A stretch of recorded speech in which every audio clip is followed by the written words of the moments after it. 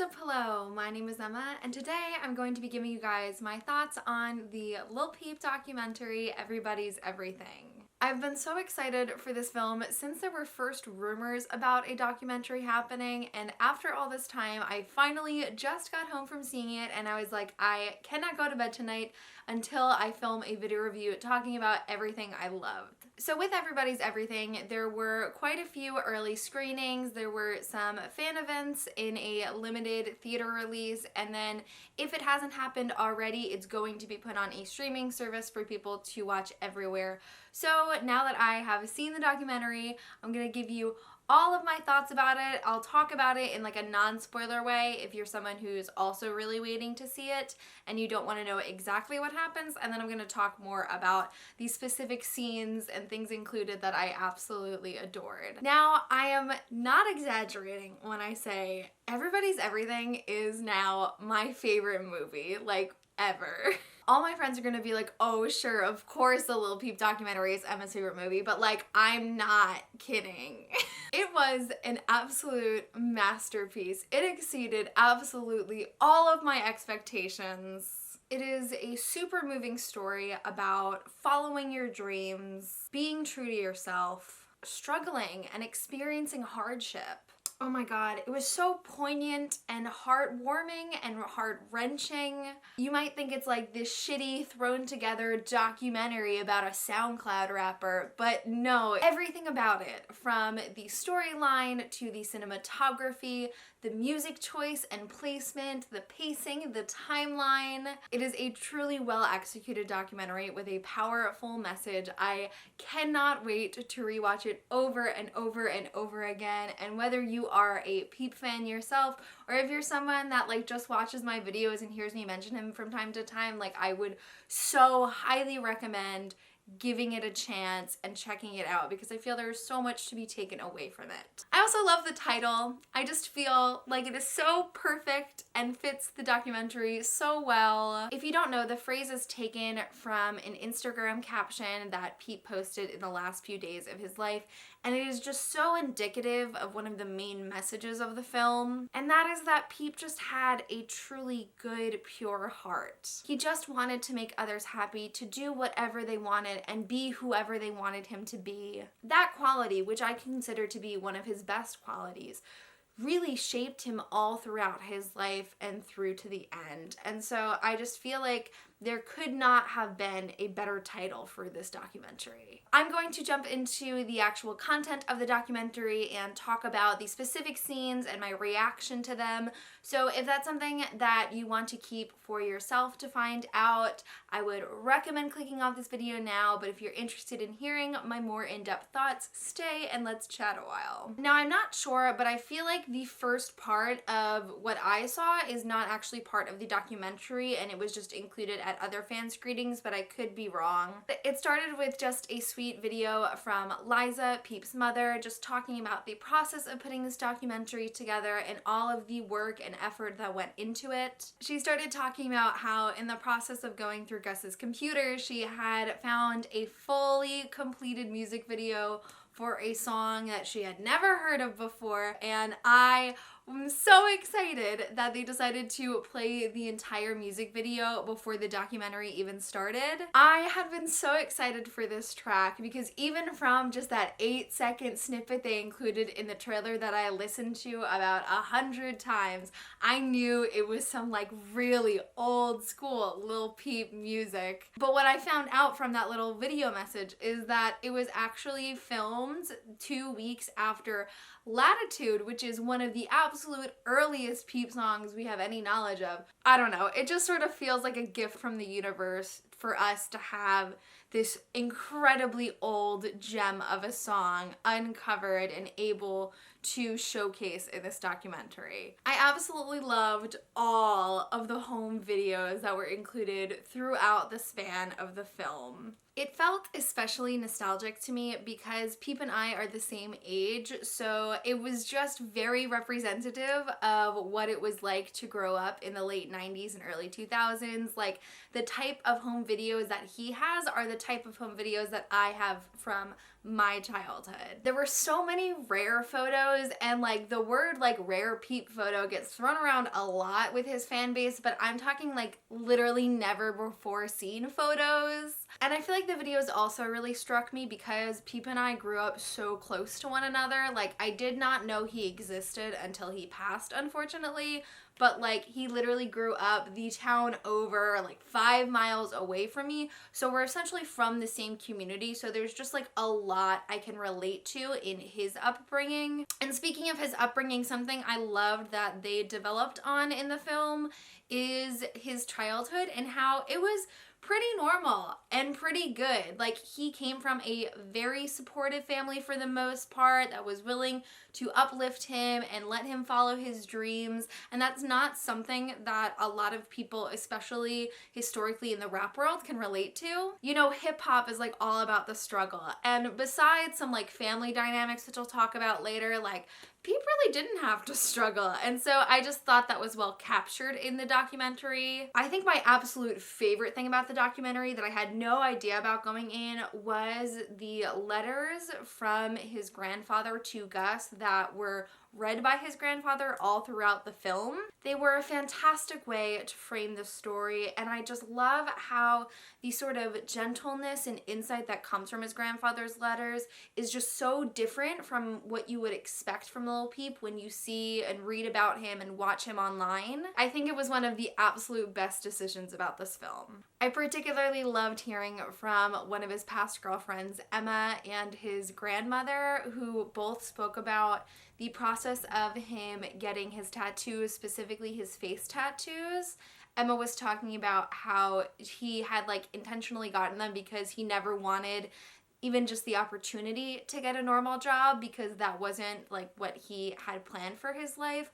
So he got all of those tattoos in defiance of them, and his grandmother was talking about how he intentionally wanted to make himself an outsider. That blatant rebellion to conformity and dedication to self is something I just find so inspiring. And then of course his mother shares about the fact that when he was in high school and those things were first starting, how he really was rejected by his peers and he had trouble coping with that. And so I think that just makes his journey to fully becoming himself even that much more empowering. There were 2 moments pretty early on that I just thought were so adorable. The first is when Star Shopping came on, and I kind of assumed this was like a video Peep had taken right after recording or maybe releasing it, but he was just like, I'm so excited, I'm shaking, and it was so innocent and pure. And then there was another clip later of him like getting ready to tweet out that like he had a new song coming, and he first wrote like, it's out in 20 minutes, and then he was like, nah, I'm gonna put it in 15, I don't want to wait. The passion for making music just for the sake of making music is so obvious throughout this film, and it makes my heart so happy. I really loved when Lil Tracy was introduced. I feel like that was sort of like the first point in the film when things started to shift, because it was going from this like young kid who liked to make music and was like doing some fun creative stuff to like really being on that music grind to get him to where he was. Liza was talking about Peep calling her and like freaking out, saying that he was homeless, and she would ask him like, who are you with? Are you with someone? And he was like, Tracy. And one of the things I loved that Tracy had said is that like working with Peep was like drinking water. It just came so easily. And a few days like leading up to the release of the film, I had been watching a lot of old interviews, and so I got to see Tracy like really talk about like his process working with Peep and how they were just banging out new songs every day, all night, and it just seems like they had this like unparalleled creative dynamic that I'm so glad they were able to capture in the film. I loved the Russia part of the documentary. I feel like that was a really significant point for Peep when he started to really see himself as having a fan base. There was just so much love in all of those clips. He had like such like the sweetest interaction with a few fans where he was just like really making them feel important and included in a conversation, and it warmed my heart. And he's like 19 or 20 at this time and sells out a venue that holds 3,000 people in a country that he's never been to before. And I'm very proud of him every time I think back to like his little Russian European tour there, because I just find it to be so impressive. Talking about the music of the film, I was really, really pleased with how many different songs they included. When the Everybody's Everything album track list was released and it was only like maybe like 15 to 20 songs, I was pretty upset because I was like, oh my gosh, like this is it, like we're not getting any of these iconic bangers in the film, and it's just like a selection of the ones that they wanted to put on the album. There's so many more songs. I was super pleased. They had like all of his most popular songs, but they had some other more underground ones that don't get as much hype, and I was just really pleased to see such a nice balance of that. And I guess this is like the point of doing so, but I thought that like the timing on when they played a lot of the songs was so perfect. Like for example, they're playing Interlude, and it's a song where people's like, give me a break from all this bullshit, give me a break from all this bullshit, and it's like the time when he was in LA and people were just sort of coming to his house and he never wanted to be home, but he wasn't able to say no to people, and just everyone wanted something different from him, and he clearly really did need to break out of that. I think it might have been Smoke-a-Sack who said it, but the wording that really struck out to me is that people were just like feeding him drugs, and like just everyone all day long was giving him drugs because they wanted him to like them the most and spend time with them and give them his attention. Definitely one of the most difficult scenes for me to watch was when they were, I think it was like the last leg of the Peep Show tour, when he had his LA show. Basically, they had almost gone through this whole ordeal to cancel the show and get like the LA fire department involved so that they wouldn't take the fall for canceling the show themselves in order to protect Peep's reputation. But essentially, he had just taken too much of whatever substance, and beforehand he was talking with his tour manager saying like, I don't know if I can do this, and they really didn't want him to go on. And so the video footage of him performing Hellboy from that night is just so heartbreaking for me to watch. He's just incoherent and mumbling through it, and I feel for all the pain he was in that situation. And then the next song, he fucking kills it and has an amazing, amazing show. And so this is where I guess they sort of start talking a little bit more about Peep's relationship to drugs, which I personally thought was handled really well. Obviously, we'll never know the full, unequivocal truth as Peep's story and his personal experience of it has died with him, but I absolutely don't feel like the film tried to paint him in a different light or showcase him in a different way. Around the same time, they dedicate a portion to talking a little bit about Peep's relationship to his father and his experience with his parents' divorce, and how the people around him noticed that it did take a really big toll on him. It's very vague. They don't go into specifics about what happened with their family. They just mentioned that like Peep's father treated him and his family very badly, and they close it at that. And I know there's a ton of nosy fans out there who want to know like the specifics of what happened. Like, I'm a nosy fan myself, but I actually appreciated the fact that they sort of left it very general out of respect for Peep, because like that's really his story to tell, and we're not entitled to that very personal information. Then we move to another of my favorite portions of the documentary, which is when Peep moved to London. I had no idea he like basically up and left in a day. Like the whole point of his move was that the people in his life that cared about him could tell that he was not in a good situation where he was in LA, so they moved him out to London, and it was just like a very bright and uplifting portion of what is a very dark and emotional film. I absolutely adored the section on fashion because as Peep was getting later into his career, he got very involved in the fashion world, doing modeling. He even walked at Paris Fashion Week. Peep is known for having a very iconic style, but in the documentary, you can just tell that he really did love fashion. He loved making a statement and experimenting and setting trends, not following them. And also while in London, I love the footage from him in the studio recording Diamonds with McConan. It was the first time that they showed, at least in the documentary, of Peep like recording in an actual studio, and all the footage from it is just them laughing and jamming out and making music, and it's just a very happy, joyful time. For a while, I thought I was getting okay with the idea of like maybe never getting diamonds, because that's where it seems things are right now, but like this album is gonna be so legendary, and like I will not have it if it's not released. It made me want it even more. Thinking about Peep in London is always like really bittersweet in my opinion, because it was so clearly this time when he was thriving.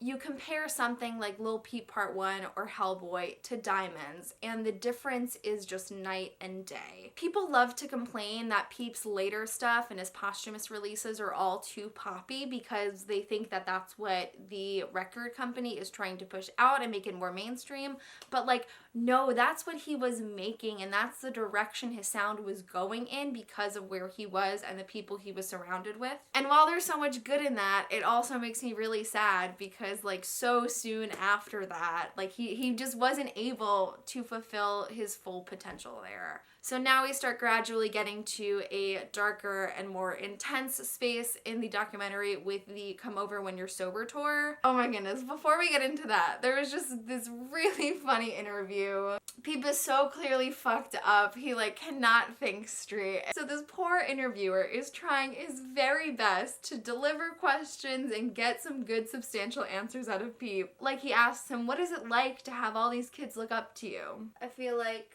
I gotta have my shades on. What does it feel like to have all these people singing every word to your songs? It makes me feel like I gotta have my shades on. What has it been like being on tour? It's been good, because I've had my shades on. An iconic but severely underrated Peep moment. Okay, so we get to the last show. Something I was curious if they were gonna include, but just like wasn't sure the direction of how they were gonna handle this part of the story, was the 911 call. I had never come across the audio before, but I just thought it was a really compelling addition. What I was expecting even less, that like severely caught me off guard, was the fact that they included like actual pictures of Peep's deceased body. I was really surprised they included them. Like it wasn't as if the photos were gory in any manner, but they just felt very graphic. I knew I was gonna cry at some point during the film. I did expect it to be like much more. I thought I would be blubbering throughout the whole thing, but the first and only time I cried was actually at one of the photos. It was the only one that actually shows his face, and it's with his mother just like sobbing over him, and it was just such a striking image, and it really, really moved me to tears. From the moment the screen went black before the 911 call to the very end of the movie, it was just silent. And another really emotional scene around this time is when Chase, who was Peep's manager, is talking about having to call Liza and explain to her that her son is dead, and he's crying about it. These moments were just like so raw and unfiltered, and they went way beyond the level of depth that I thought the film really would include. There was also this moment with Jay Green that I found really interesting, where he like intentionally tells the cameraman like, keep this rolling, don't edit this out. And he says that half the people being interviewed for this documentary are bullshitting or clout chasing. And despite that being like a fairly big statement to say, we don't get any more development on it. It's just like that one line and then we move on. It was just such a subtle yet impactful reminder to that idea that like this isn't the hard, cold, complete truth. Oh my god, I think that's all I have to say on the documentary. I sincerely loved this film with every fiber of my being. Like, I'm not kidding when I say it's my favorite movie of all time. Seriously, like, I feel like all my life I've always given cop-out answers to what my favorite movie is, but like, I finally found it, and it's the Lil Peep documentary. I'm so happy I saw the film. It was an incredible experience to just be surrounded by other Peep fans and really watch the story unfold in the way that all these people have put so much energy into creating. Thank you so much to anyone that ended up watching this entire video. I know that like it's a very niche topic and definitely not what I normally talk about on my channel, but I hope it's clear that Peep is so important to me and has impacted my life in countless ways. So this was just a really exciting thing for me to be a part of and to experience. And I hope you enjoyed listening to my thoughts. So if you have seen Everybody's Everything, if you are a Peep fan yourself, I would just love to hear more about your thoughts and opinions and feelings in the comments below. That is it for this video. Thank you guys so much for watching, and I'll see you soon for a new one. Bye!